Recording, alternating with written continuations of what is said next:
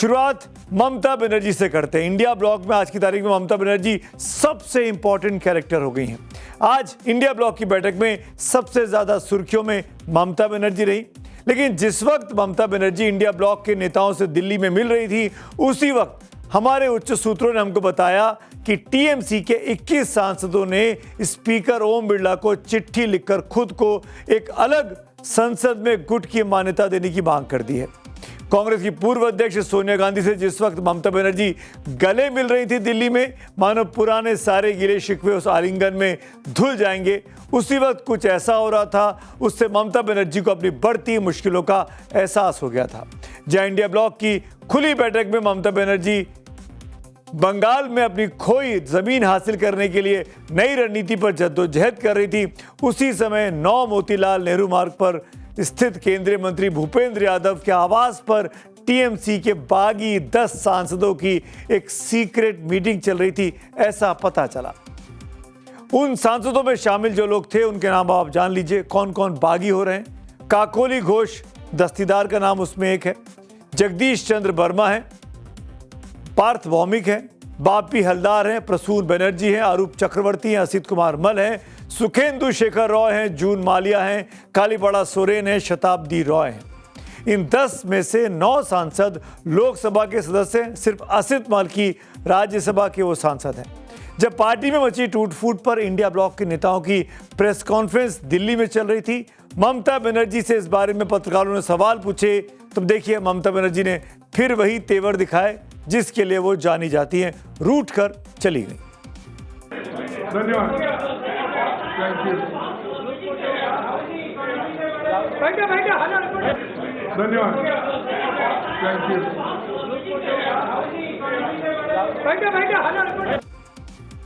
वैसे टीएमसी सांसद कीर्ति आजाद ने आज सुबह एक ट्वीट किया था इस टूट फूट के बारे में, जो कि बीजेपी के कथित खेमे से फैलाया जा रहा है कि टीएमसी टूट रही है। कीर्ति आजाद ने अपने पोस्ट में लिखा, भाजपा के भ्रष्ट तंत्रों द्वारा फैलाई गई झूठी और मनगढ़ंत कहानी में 20 सांसदों की संख्या बताई जा रही है। भूपेंद्र यादव के घर पर हुई बैठक में 13 सांसद उपस्थित थे, जिनमें से 12 लोकसभा से और 1 राज्यसभा से था। इसके अलावा किसी और ने हस्ताक्षर नहीं किए हैं। वहीं एक ट्वीट महुआ मोइत्रा ने भी किया देर शाम को। 2024 में सांसदों ने टीएमसी के टिकट पर जीत हासिल की। एनडीए को जनादेश नहीं मिला था। सभी लालची स्वार्थी गद्दार अब बीजेपी में शामिल हो जाएं, अपनी सीटें छोड़ दें और बीजेपी के टिकट पर चुनाव लड़ें। देखते हैं आप कितने बड़े हीरो साबित होते हैं। महुआ मोइत्रा अपनी लॉयल्टी ममता बनर्जी के लिए साबित करते हुए आज सुबह से ही ममता को बुरी खबरें आने लगी थी, जिनमें सबसे अहम रहा सुखेंदु रॉय चौधरी का राज्यसभा के अपने पद से इस्तीफा दे देना, राज्यसभा की सीट छोड़ देना। सुखेंदु ने अपने इस्तीफे की वजह पार्टी में आंतरिक लोकतंत्र के खत्म होने और पार्टी की नीतियों को बताया। अब सुखेंदु ने इस्तीफा दिया तो बंगाल विधानसभा में बगावत का झंडा उठाकर विपक्ष के नेता का पद पाने वाले ऋतुपत बनर्जी इसे सही ठहरा रहे हैं। और हाँ, उनके निशाने पर ममता और अभिषेक ही नहीं, डेरेक ओब्रायन भी हैं। 24 का दिसंबर से 2026 का अप्रैल में मार्च का अंत तक सुखेंदुदा जो बोल रहे हैं, मैं भी वो चीज भुगत के आया हूं। पिछले 1 साल में पार्लियामेंट के अंदर जितना बहस हुआ था, मैं उससे बाकी लोगों से ज्यादा बहस में भाग लिया। क्या परफॉर्मेंस है ये तो पब्लिक है, मगर फिर भी मैं भी लास्ट रो में बैठता था। ठीक है, खैर मैं लास्ट रो में बैठता था, आरटीआई एक्टिविस्ट बाकी कुछ और लोग, सामने सीट उन लोगों को मिला था, क्योंकि ये क्विज मास्टर का प्रेरोगेटिव है कौन किधर बैठेगा। मगर हालात ऐसा चल रहा है कि क्विज मास्टर को शायद 2029 में मौका ही नहीं मिलेगा पार्लियामेंट में जाकर ये क्लाउनगिरी करने का। क्विज मास्टर समझे ना, डेरेक ओब्रायन को क्विज मास्टर, वो एक वक्त में क्विज शोज के एंकर हुआ करते थे। आपको याद होगा कि कुछ दिनों पहले ही तृणमूल कांग्रेस के करीब 58 विधायकों की बगावत की खबर आई थी। अब आज सुबुघाट एक और नए नाम की हो रही है और ये नाम सुनकर आप भी चौंक जाएंगे।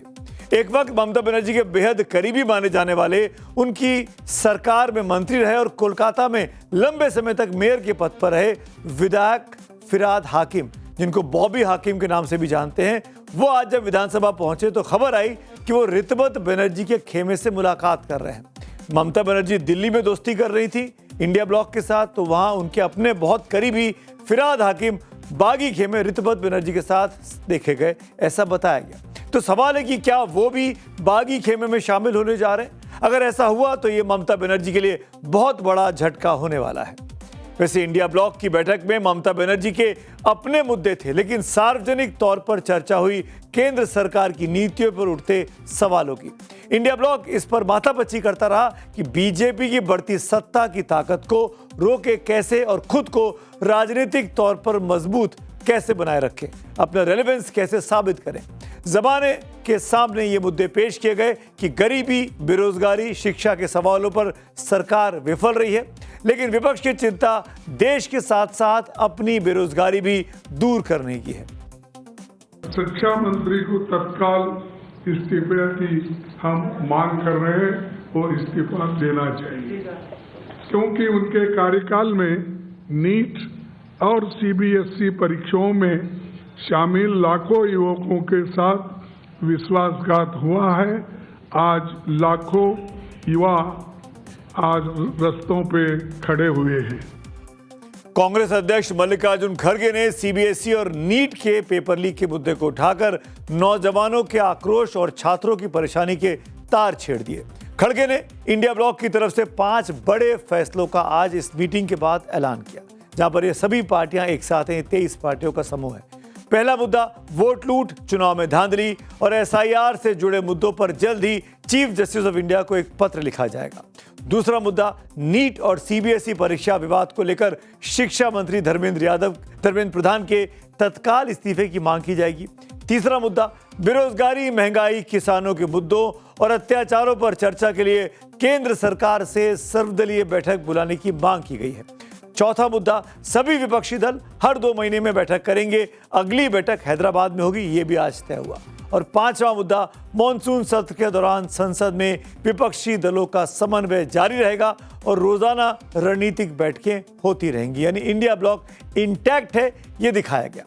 इंडिया ब्लॉक के फैसले पर बीजेपी अब चुटकी ले रही है। आज इंडिया ब्लॉक में 24 दल शामिल हुए, लेकिन सबकी नजरें टिकी थी कि क्या टीवी के यानी तमिलनाडु के मुख्यमंत्री विजय की जो पार्टी है, जिसमें कांग्रेस नई शामिल हुई है, सरकार में भागीदार है, टीवी के क्या आएगी इस बैठक में शामिल होगी। वहां टीवी के ने आज कहा कि उनको निमंत्रण नहीं मिला है।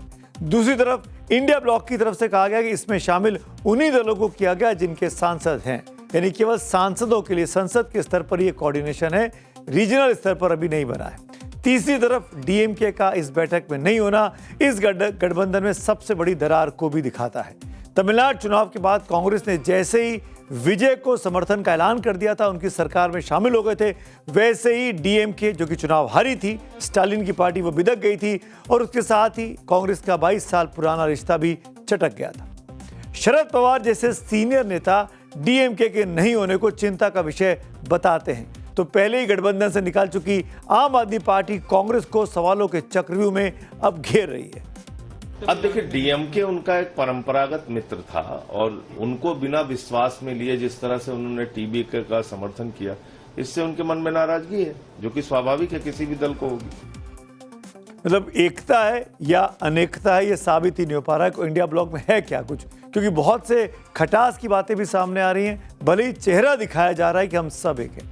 वैसे जिस वक्त कॉन्स्टिट्यूशन क्लब में अंदर ये बैठक चल रही थी, बाहर राहुल गांधी के विरोध के पोस्टर जगह जगह उसके आसपास चिपका दिए गए थे। एक पोस्टर में केजरीवाल ये कहते हुए दिख रहे हैं कि लोग कहते हैं कि हम कांग्रेस को कमजोर कर रहे हैं, भला मैं कांग्रेस को क्या कमजोर करूंगा, राहुल गांधी खुद ही अकेले इस काम को बहुत अच्छे से कर रहे हैं। वहीं एक और पोस्टर में शरद पवार की तरफ से कहा गया कि राहुल गांधी में कंसिस्टेंसी की कमी है। तो एक पोस्टर में ममता बनर्जी की तरफ से कह रही हैं कि अगर कांग्रेस गठबंधन को नहीं चला सकती तो मैं इसे चला सकती हूं। साफ है कि जिस दिन इंडिया ब्लॉक की सबसे अहम बैठक हो रही है, ममता बनर्जी हार के बाद पहली बार दिल्ली आकर अपने तेवर में नरमी के साथ कांग्रेस की अगुवाई वाले इंडिया ब्लॉक में पहुंची हैं, उसी दिन ये तस्वीरें, ये पोस्टर एक तरफ राहुल गांधी और कांग्रेस की छवि बिगाड़ने की कोशिश कर रहे हैं, तो दूसरी तरफ ममता बनर्जी से नेताओं पर सवाल भी उठा रहे हैं। ये पोस्टर ठीक कॉन्स्टिट्यूशन क्लब के सामने की रोड पर लगाए गए थे। किसने लगाए थे, किसकी तरफ से लगे थे, ये क्लैरिटी नहीं है। और मैं बता दूं कि संसद भवन के सामने, कॉन्स्टिट्यूशन क्लब के सामने पोस्टर लगाना आसान काम नहीं है, परमिशंस लेनी पड़ती हैं। पोस्टर लगे भी बाद में कांग्रेस के कार्यकर्ताओं ने गुस्सा में गुस्सा कर इन पोस्टरों को उखाड़ दिया, लेकिन जिसने मैसेजिंग देने की कोशिश की वो कुछ हद तक कामयाब हो गए ये दिखाने में कि इंडिया ब्लॉक में एकता है या अनेकता का ये ब्लॉक है। ये सवाल जब पत्रकारों ने ममता बनर्जी से किया कि वो बगैर कोई जवाब दिए फिर आगे बढ़ गई। जी, टीएमसी बंगाल में फिर से सरकार